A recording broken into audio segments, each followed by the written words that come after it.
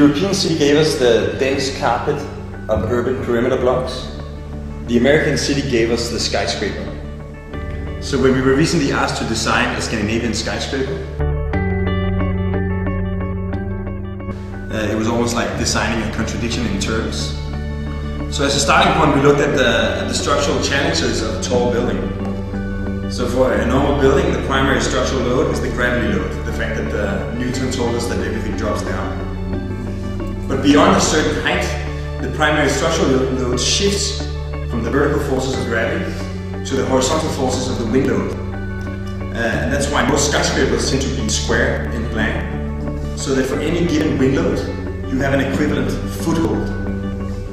As a result, the American skyscraper is this very tall building with deep floor plans. It increases the distance from the core to the facade so much that the building becomes dependent on mechanical ventilation and electrical lights. So it's no coincidence that the American skyscraper was invented at the same time as the elevator, electricity and mechanical ventilation. So we thought, as a new idea, what could be sort of specifically Scandinavian about a building would be to design a skyscraper so slim that it has an abundance of natural daylight and it's completely naturally ventilated. And the result is this like tall monolith, but it is as structurally complex and it is visually simple, because where you have the biggest wind load, you have almost no foothold, and the result is this unstable monolith. So like after dealing with the issue for quite a while, we came up with this idea, this typology that we call the Escher Tower, together with our engineers.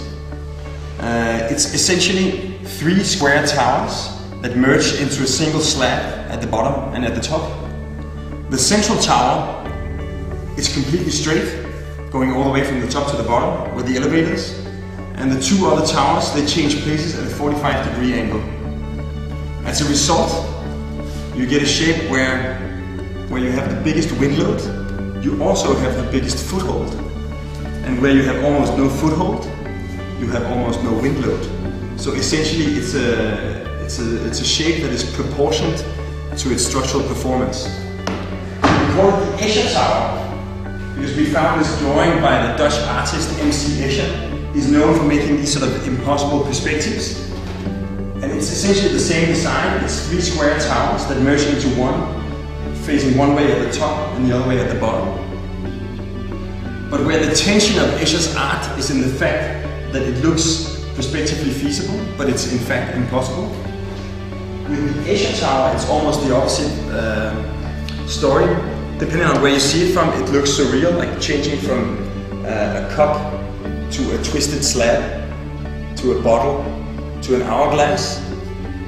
So it looks surreal, but it is essentially a creation of common sense. So as a final test to see if the theory holds in practice, I'm going to perform a little wind tunnel test in our own little office.